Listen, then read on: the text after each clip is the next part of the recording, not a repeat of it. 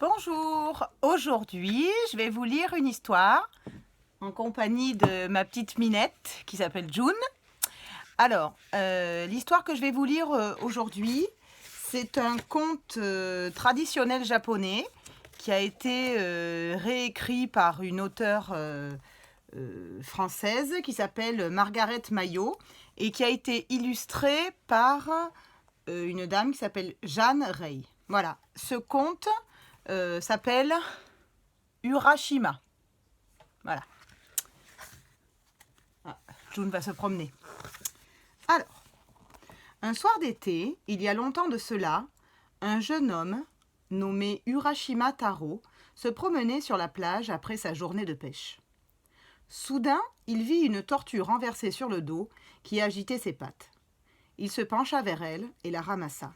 « Pauvre petite, dit-il, tu aurais pu mourir au soleil. Je me demande qui t'a retourné de la sorte. Sans doute un gamin sans cervelle qui n'avait rien de mieux à faire. » Portant la tortue, il quitta la plage, entra dans la mer et alla aussi loin qu'il le put.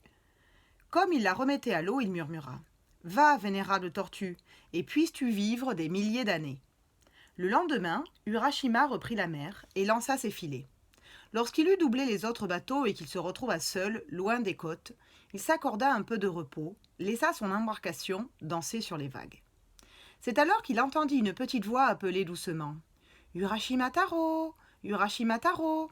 Il regarda alentour, mais il ne vit personne. Or, la petite voix, soudain plus proche, reprit « Urashima Taro, Urashima Taro !» Il regarda plus attentivement et découvrit une tortue qui nageait devant son bateau. « La tortue ? Est-ce toi qui m'as appelé ? demanda-t-il. « Oui, honorable pêcheur, c'est moi. Hier, tu m'as sauvé la vie. Aussi, aujourd'hui, suis-je venu te remercier et te proposer de m'accompagner au Rinjin, le palais de mon père, le roi dragon sous la mer. »« Le roi dragon sous la mer ne peut être ton père, s'exclama Urashima. Ce n'est pas possible. »« Mais si, je suis sa fille. Si tu grimpes sur mon dos, je te conduirai jusqu'à lui. » Ce devait être merveilleux de connaître le royaume sous la mer. Urashima quitta donc son bateau pour aller s'asseoir sur la carapace de la tortue. Ils partirent sur-le-champ en glissant sur les vagues. Ensuite, ils plongèrent vers les profondeurs et longtemps filèrent sous l'eau, frôlant au passage des baleines et des requins, des dauphins joueurs et des poissons argentés. Enfin, Urashima distingua dans le lointain une somptueuse porte de corail, ornée de perles et de pierres précieuses scintillantes. Derrière se dressaient les toits pentus et les pignons d'une fastueuse demeure de corail. « Nous approchons du palais de mon père, annonça la tortue, et à peine eut-il parlé qu'ils l'atteignirent. À présent, ajouta-t-elle, il va te falloir marcher. Elle se tourna vers l'espadon qui gardait l'entrée et lui dit « Voici l'honorable invité venu de la terre, du Japon. S'il te plaît, montre-lui le chemin. » Sur ces mots, elle disparut, et l'espadon introduisit Urashima dans une cour. Là, toute une compagnie d'animaux marins, pieuvres et sèches, thons et carolés, en rang les uns au-dessus des autres, s'inclinèrent devant lui en clamant tous en chœur. « Bienvenue au Rinjin, le palais du roi dragon sous la mer. 3 fois bienvenue. » La compagnie d'animaux marins escorta le jeune homme jusqu'à une cour intérieure qui donnait accès à la porte du palais de corail. Elle s'ouvrit sur une princesse rayonnante de beauté, aux longs cheveux noirs épars sur les épaules, vêtue d'un kimono rouge et vert, aux reflets aussi chatoyants que la vague traversée par le rayon du soleil. « Bienvenue au royaume de mon père, dit la princesse. Resteras-tu quelques jours au pays de la jeunesse sans fin, où jamais ne meurt l'été, où jamais ne naît le chagrin ?»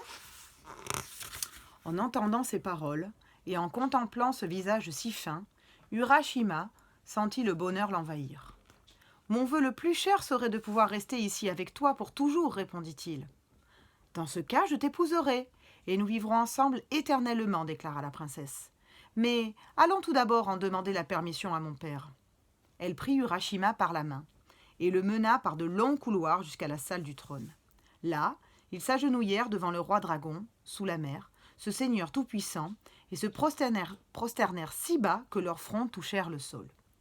Honorable père, dit la princesse, voici le jeune homme qui me sauva sur la terre des hommes. Consentez-vous à ce qu'il soit mon mari ? J'y consens, répondit le roi dragon. Mais qu'en dit le pêcheur ?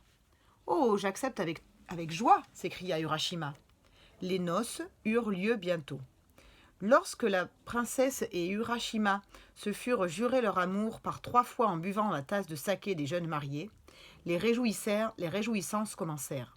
Une musique douce s'éleva, et des poissons arc-en-ciel aussi étranges que merveilleux dansèrent et chantèrent longtemps. Le lendemain, la fête finie, la princesse montra à Urashima quelques-unes des merveilles du palais du corail et du royaume de son père. La plus extraordinaire d'entre elles, assurément, était le jardin des 4 saisons. À l'est se trouvait le jardin du printemps. Les pruniers et les cerisiers étaient en fleurs. Une multitude d'oiseaux gazouillaient gaiement. Au sud, les arbres avaient revêtu leur verte parure d'été. Les grillons chantaient. À l'ouest, les érables d'automne rougeoyaient de leurs feuilles couleur de feu, les chrysanthèmes florissaient. Au nord, dans le jardin d'hiver, les bambous et la terre étaient couverts de neige, les étangs pris dans les glaces. Il y avait tant de choses à voir et à admirer au royaume sous la mer qu'Urashima en oublia sa maison et sa vie passée. Mais un jour, il se rappela ses parents et annonça à la princesse. « Ma mère et mon père pensent sans doute que je me suis noyée en mer. Il doit y avoir 3 jours, si ce n'est plus, que je les ai quittés. Il me faut aller leur raconter ce qui s'est passé. » « Attends, implora-t-elle, attends un peu. Reste au moins encore une journée ici avec moi. »« Mon devoir est de les rassurer, expliqua-t-il. Mais n'aie crainte, je te reviendrai. Dans ce cas, il me faut redevenir tortue pour te reconduire sur la terre au-dessus des vagues. Mais auparavant, accepte ce cadeau. » Et la princesse lui offrit 3 belles boîtes en laque, retenues ensemble par un cordon de soie rouge. « Ne t'en sépare jamais, dit-elle, et jure-moi de les ouvrir sous aucun prétexte. » Urashima ayant promis, la princesse redevint tortue. Il s'assit sur son dos et ils partirent. Longtemps ils voyagèrent dans les profondeurs de la mer. Puis ils remontèrent vers la surface et atteignirent les vagues. Urashima se tourna vers la terre, revit les montagnes et la baie qu'il connaissait si bien, et quand la tortue eut atteint la plage, il sauta sur le sable. « Rappelle-toi, lança-t-elle, n'ouvre pas les boîtes. Elle porte en elle le secret du royaume de Rinjin. »« Je n'oublierai pas, promit-il. » Il traversa la plage et prit le chemin de sa maison. Il regarda autour de lui, et une étrange crainte l'envahit. Les arbres semblaient différents, les demeures également. Parmi les gens qu'il croisait, il ne reconnaissait personne. Lorsqu'il atteignit sa maison, il la trouva fort changée. Seules quelques pierres et le ruisseau qui traversait le jardin étaient restés les mêmes. « Mère, père, appela-t-il. Un vieil homme qu'il n'avait jamais vu apparut à la porte. « Qui êtes-vous » lui demanda Urashima. « Où sont mes parents ? Qu'est-il arrivé à notre maison ? Tout est transformé.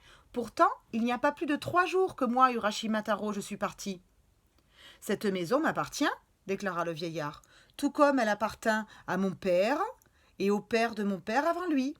Mais il paraît qu'un homme du nom d'Urashima Taro vécut ici, jadis.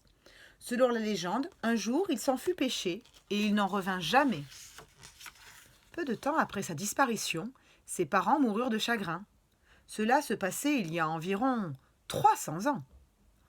Urashima secoua la tête. Il avait peine à croire que sa mère, son père et tous ses amis étaient morts depuis si longtemps. Il remercia le vieillard et retourna lentement vers la plage où il s'assit sur le sable. Il se sentait triste et il se répétait « 300 ans !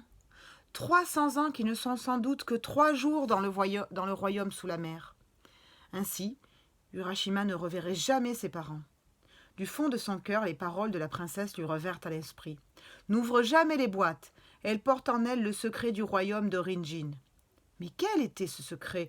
Que contenaient ces boîtes ? Sa curiosité fut plus forte que sa promesse, et Urashima dénoua le cordon de soie rouge et entourant la première boîte. 3 tourbillons de légère fumée s'enroulèrent autour de lui, et le beau jeune homme devint un vieillard très âgé. Il ouvrit la 2e boîte. À l'intérieur se trouvait un miroir. Il se regarda et découvrit que ses cheveux avaient blanchi, que son visage s'était ridé. Il ouvrit la 3e boîte et une plume de grue s'en échappa. Elle vint frôler sa joue, puis se poser sur sa tête. Et le vieil homme se métamorphosa alors en une belle et gigantesque grue. Elle prit son envol et regarda la mer du haut du ciel. La grue se retourna une dernière fois vers ce qui avait été son village et vit que les boîtes en lac déversaient du sable sur la plage, des torrents de sable. Toujours plus haut et toujours plus loin, jusqu'à ce que la rivière et les pierres elles-mêmes s'effacent du paysage.